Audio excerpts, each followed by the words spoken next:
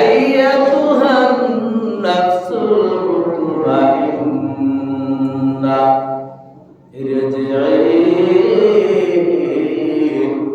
ইলা রাব্বিকি রাদিয়াতাম মারদিয়া ফাদখুলি ফি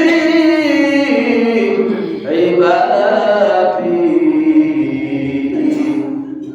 ওয়াদখুলি জান্নাতি।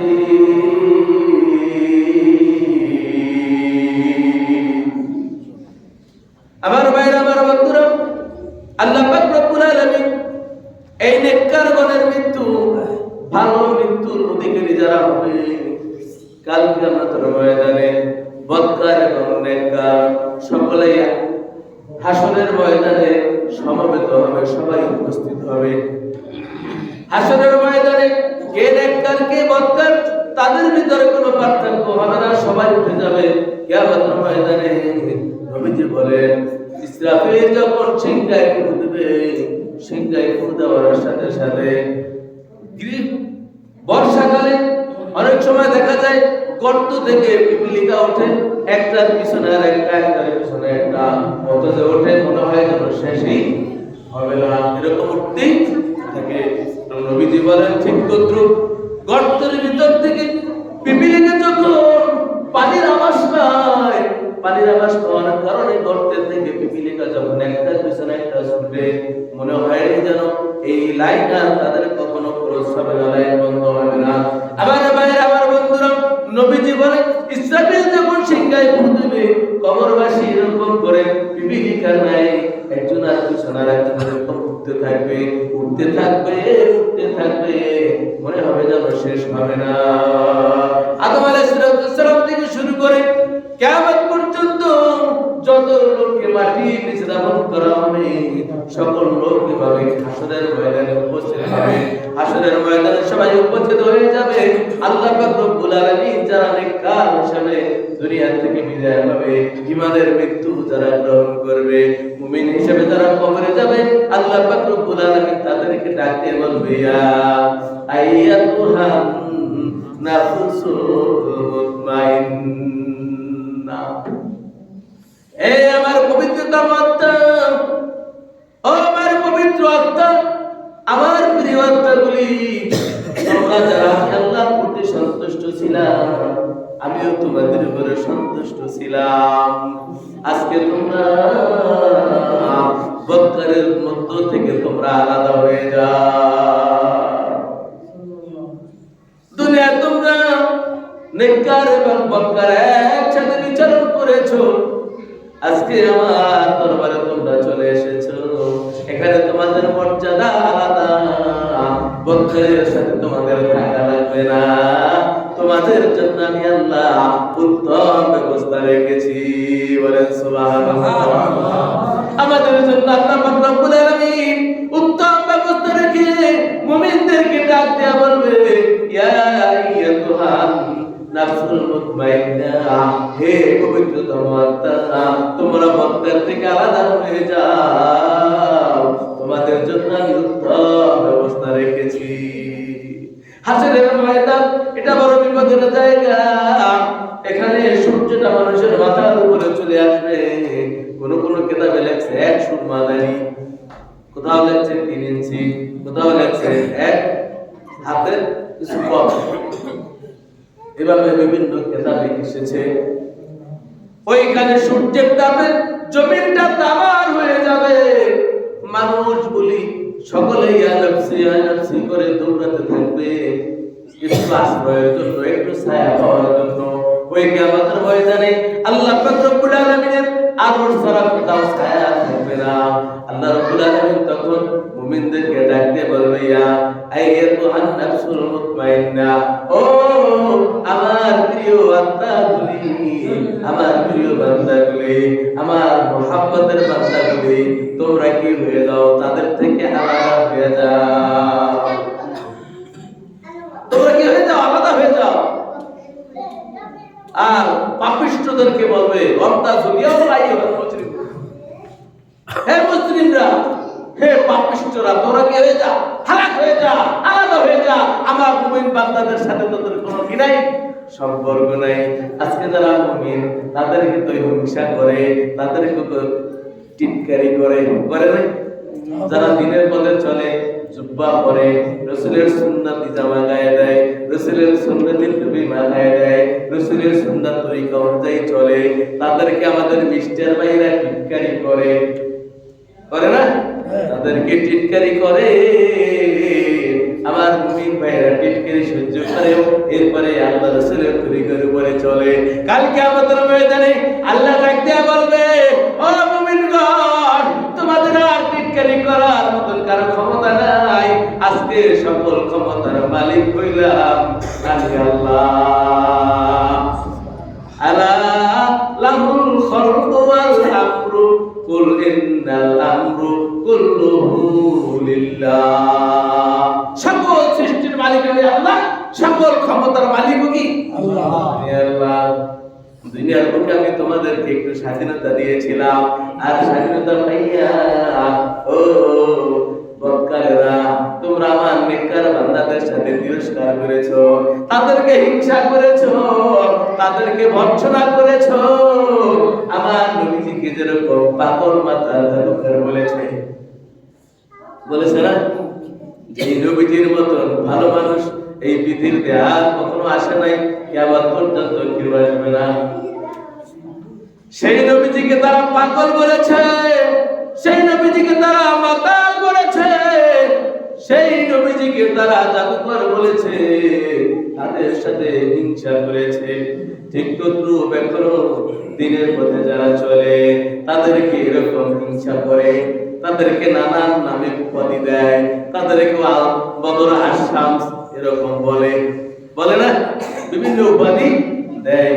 কালকে আমাদের ময়দানে আল্লাহ পাক রব্বুল আলামিন ডাক দিয়ে বলবে, আজকে তিরস্কারের দিন শেষ, তোদের তিরস্কারের দিন শেষ, তোদের লাঞ্ছনার দিন শুরু হয়ে গেল, তোদের জন্য লাঞ্ছনা। আমার মুমিন বান্দা তোমরা কি হয়ে যাও? তাদের থেকে আলাদা হয়ে যাও। আদখুলি ফি ইবাদি, আমার নেককার মুমিনগণ তোমরা একসাথে কি করো? আমার আরশের ময়দানে চলে আসো, আমার আরশের নিচে, আমার আরশের ছায়ায় চলে আসো। ওয়াদখুলি জান্নাতি, আর ওখান থেকে কি করো? সরাসরি আমার জান্নাতে চলে যাও। সুবহানাল্লাহ। আমরা এই নেককারদের অন্তর্ভুক্ত হতে চাই তো সবাই ইনশাআল্লাহ। তাহলে আমাদের কিছু কাজ করতে হবে, ঠিক না ভাই? আমাদের নেককারদের সাথে চলতে হবে, নেক আমল করতে হবে। আমার ভাইরা, আমার বন্ধুরা, আমার বাবাজিরা, ভালো কাজের কারণে, ভালো নেককার হওয়ার জন্য আমাদের কিছু ভালো লোকের আলামত আমাদের জীবনের সাথে মিলাইতে হবে। আমরা জানি ফরিদউদ্দিন আত্মার একজন আল্লাহ পাক রব্বুল আলামিনের একজন বুজুর্গ ব্যক্তি, একজন আল্লাহর ওয়ালি। এই লোকটা শুরুতে ওলি ছিল না, এই লোকটা ছিল একজন সাধারণ মানুষ। তার একজন নিকটতম আত্মীয় তার ব্যবসা সে পরিচালনা করতো, ব্যবসা সে কি ছিল? ম্যানেজার ছিল। ব্যবসা পরিচালনা করতেছে একদিন রীতিমতো জুয়ান মানুষ, যুবক বয়স, রক্তের জোশ বেশি, রক্তে তেজ বেশি, অপরদিকে কোটি কোটি টাকা, লক্ষ লক্ষ টাকা স্বর্ণ মুদ্রা সে কি করে? দৈনিক লাভে। টাকার একটা গরম আছে না? সম্পদের একটা গরম আছে, টাকার একটা গরম আছে। একে হইল শরীরের গরম, জোয়ানের গরম, আর এক হইল টাকার গরম। দুই গরমে একাকার। এমন সময় এক মুসাফির ব্যক্তি এসে যুবককে ডাক দিয়া বলে, আমি বড় ক্ষুধার্ত, আমার বড় অভাব, আল্লাহ রাব্বুল আলামিনের ওয়াস্তে আমাকে কিছু সহযোগিতা করো। আর ওয়াস্তে আল্লাহর ওয়াস্তে। যুবকের এমনি তো শরীর গরম, আরো টাকার গরম, দুই গরমে একাকার। ধমক দিয়া বলে, মিয়া টাকা কি তোমার বাবা আমার কাছে জমা রেখেছিল যে তুমি চাইলেই পাইবা? তোমার বাবা কি আমার কাছে রেখেছে তুমি চাইবা আর পাইবা? বৃদ্ধ ব্যক্তি বলে, ও বাবা আমি তো তোমার কাছে চেয়েছি, একে তো আমি মুরব্বী, আমার সাথে তো মুরব্বী হিসাবে একটু ভালো ব্যবহার করতাম। দ্বিতীয়ত আমি আল্লাহ দোহাই দিয়া তোমার কাছে চেয়েছি, সৃষ্টিকর্তার দোহাই দিয়া তোমার কাছে চেয়েছি।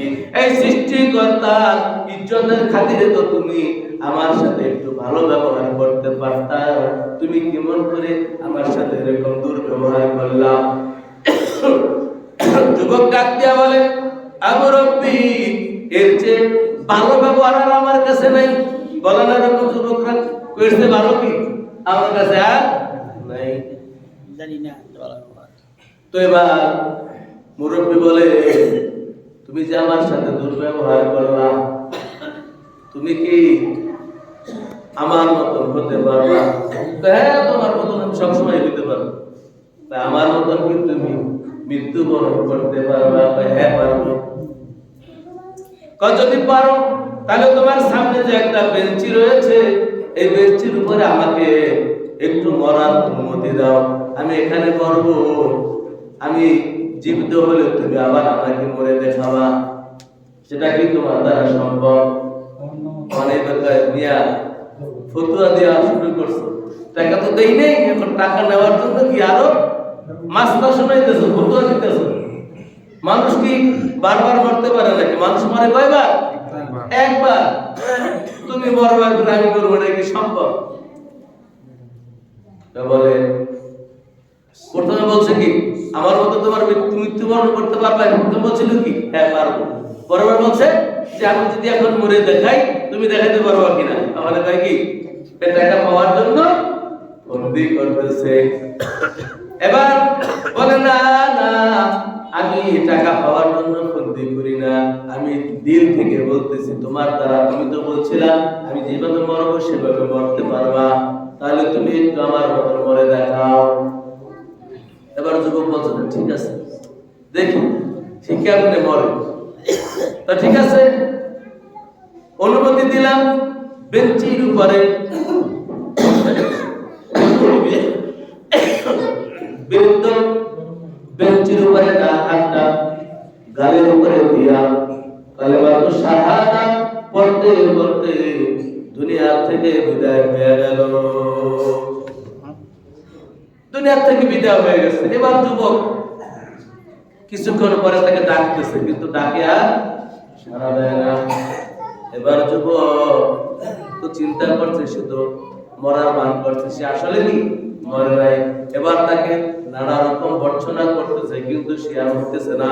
এবার যুবক তার ব্যবসা প্রতিষ্ঠান থেকে বের হয়ে ওই বৃদ্ধাকে এমন করে ধাক্কা দিয়েছে, বেঞ্চি থেকে বৃদ্ধ পড়ে গিয়েছে। এবার তাকে আসলে সত্যি সত্যি ওই বৃদ্ধা দুনিয়া থেকে বিদায় হয়ে গেছে। বৃদ্ধার কি দুনিয়াতে নাই। এবার যুবক চিন্তা করে, হায় রে কি করলাম, আমি তো বললাম বৃদ্ধার মতন মরবো, এরকম মৃত্যু মানুষ কেমনে হয়, আমি কেমন করে এরকম বৃদ্ধার মতন মারা যাবো? হারে, বৃদ্ধা কত বড় নেককার মানুষ, আমি তো বদকার মানুষ, আমি তো রবকে চিনি না। কিভাবে নেককারের মৃত্যু অর্জন করা যায়? এবার ওই যুবক চলে গেল ওই জামানার বুজুর্গ খ্যাতনামা আলেম, তার দরবারে চলে গেল। কে বলছে, হুজুর এই অবস্থা, আমি তো তার সাথে ওয়াদা করেছি আমি নেককারের মৃত্যুবরণ করব। আসলে আমি তো দুনিয়া নিয়েই আছি, দুনিয়ায় আমার সবকিছু, দুনিয়াটা মস্ত বড়, খাও দাও ফুর্তি করো, আগামীকাল বাঁচবে কিনা বলতে পারো, এই মন্ত্রের লোক আমি। এখন আমি তো তার সাথে বলেছি আমি তার মতন মরতে পারবো, এখন কি করা যায়? এবার সেই বুজুর্গ ব্যক্তি তাকে কিছু দিনের দীক্ষা দিল। দীক্ষা নিয়ে সে আমল করা শুরু করলো। তার সয় সম্পদ সবকিছু ত্যাগ করে ওই আল্লাহওয়ালার দরবারে পড়ে থাকলো। পড়ে থাকার কারণে দিন শিখতে শিখতে এক পর্যায়ে ওই ব্যক্তি এই পরিণতি আত্মার হয়ে গেল। সে নিজেই কি নিজের অনুশোচনা ভিতরে আনার কারণে এবং সে দিনের রাস্তায় বেরিয়ে যাওয়ার কারণে আল্লাহ তাআলা তাকে দিনের জন্য কি করলেন? কবুল করে নিলেন। আমার ভাইরা, এরকম করে আমাদের বুখারী শরীফের প্রণেতা ইমাম বুখারী রাহমাতুল্লাহি আলাইহি ওনাকে যখন তার কওমের লোকেরা বলছে, ইমাম বুখারী তোমার আকীদা ঠিক নাই, তুমি আমাদের সমাজে থাকতে পারবে না। তার কওমের লোকেরা তাকে সমাজ থেকে বের করে দিয়েছে। তার সমাজ কি, তার কওম তার সমাজ থেকে তাকে বের করে দিয়েছে। পার্শ্ববর্তী আর একটা জায়গায় ওই ব্যক্তি গিয়ে আশ্রয় নিয়েছে। ওই এলাকার মানুষেরা প্রথমে তাকে সাদরে গ্রহণ করেছে।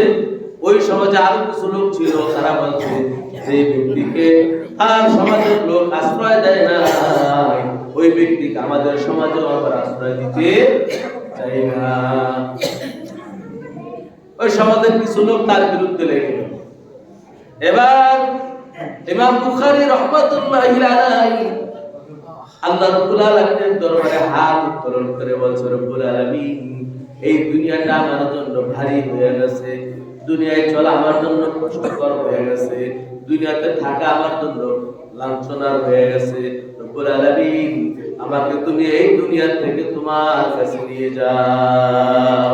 একটা মুনাজাত করতে দেরি আল্লাহ পাক রব্বুল আলামিন ইমাম বুখারীকে দুনিয়া থেকে নিয়ে যাইতে দেরি করেন না। নেককারদের মৃত্যু দেন কিরকম? আমার ভাইরা, আমার বন্ধুরা, এজন্য নেককারগণের ভালো মৃত্যু 15টা আলামত রয়েছে। কয়টা?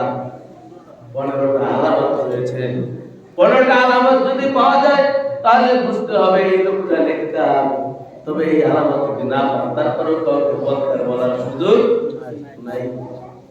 সব আলামত সবার ক্ষেত্রে ধরা পড়বে বা সবার চোখে ধরা পড়বে এরকম না। হয়তো আলামত ধরা পড়ছে, আপনার চোখে পড়ে নাই, এজন্য তাকে বক্তার বলা। আমার ভাইরা, আমার বন্ধুরা, আল্লাহ পাক রব্বুল আলামিনের হাবিব বলেন, যে ব্যক্তি নেককার হবে ওই ব্যক্তিকে আল্লাহ পাক রব্বুল আলামিন কিছু আলামত দুনিয়াতে তার আলামত প্রকাশ পাবে। এক নাম্বার আলামত হচ্ছে ওই ব্যক্তির মৃত্যু হবে কালিমাময় মৃত্যু। এক নাম্বার কি? মুমিন ব্যক্তি। আর এক নাম্বার আলামত হচ্ছে সে কালিমা পড়ে দুনিয়া থেকে বিদায়। সুবহানাল্লাহ। আল্লাহ নবী বলেন, মান ক্বালা লা ইলাহা ইল্লাল্লাহ আদাখালাল জান্নাহ। যে ব্যক্তির শেষ বাক্য হবে লা ইলাহা ইল্লাল্লাহ, ওই ব্যক্তি আল্লাহ পাক রব্বুল আলামিন তাকে জান্নাতুল ফেরদাউস নসিব করবে। সুবহানাল্লাহ। এজন্য কালিমাময় মৃত্যু যার হবে ওই ব্যক্তির মৃত্যুটা সৌভাগ্যের হবে। আমরা সকলে চাই তো আল্লাহ পাক বলে, আয় আল্লাহ, আমাদের সবাইকে তুমি কালিমাময় মৃত্যু নসিব করিও। আমিন। মৃত্যুর সময় আমাদের সকলের জবানে জারি করে দিও লা ইলাহা ইল্লাল্লাহ মুহাম্মাদুর রাসূলুল্লাহ সাল্লাল্লাহু আলাইহি ওয়াসাল্লাম। দুই নম্বর হচ্ছে মুমিন ব্যক্তি যখন, নেককার ব্যক্তি যখন মৃত্যুবরণ করবে তার কপালটা হালকা থেমে যাবে। কপালটা কি হালকা থামবে। আপনি হাত দিয়ে যদি দেখবেন হালকা একটু থামছে, এটা নেককার পরহেজগার মুত্তাকি ব্যক্তির মৃত্যুর আলামত। দুই নম্বর আলামত কি? কপালটা একটু থামবে। এক নম্বর হচ্ছে কালিমাময় মৃত্যু হবে, দুই নম্বর কপালটা একটু থেমে যাবে। তিন নম্বর হচ্ছে জুমার দিন অথবা জুমার রাতে ওই ব্যক্তি মারা যাবে। জুমার রাত, বৃহস্পতিবার দিবাগত রাত অথবা জুমার দিন যদি কোনো ব্যক্তি মারা যায় তাহলে এটাও কি একজন ভালো মৃত্যুর লক্ষণ। চার নম্বর হচ্ছে আল্লাহ পাক রব্বুল আলামিনের জমিনে আল্লাহর দ্বীন বিজয়ী করার জন্য নিজের রক্তবিন্দুকে যে ব্যক্তি বিলিয়ে দিবে তাকে কি বলে? শহীদ। আল্লাহ পাক রব্বুল আলামিন বলেন, ওয়ালা তাকুলু লিমান ইউকতালু ফি সাবিলিল্লাহি আমওয়াত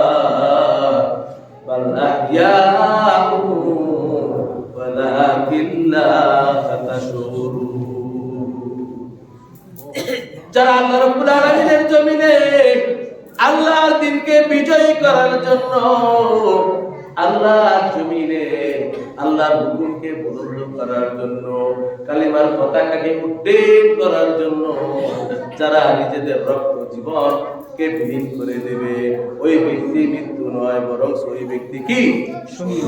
আল্লাহ রাব্বুল আলামিন বলেন, যে ব্যক্তি দিন বিজয় করার জন্য জীবন দিবে, তোমরা তাকে মৃত বলিও না, বরং তারা জীবিত, কিন্তু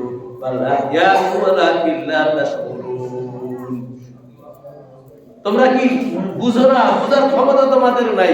সে কি রয়েছে? জীবিত। হাদিসের ভিতরে আসছে, আল্লাহ পাক রব্বুল আলামিনের দ্বীনকে বিজয়ী করার জন্য যারা শাহাদাত বরণ করে, তাদের কবরে আল্লাহ পাক রব্বুল আলামিন রিজিক পৌঁছায়। সুবহানাল্লাহ।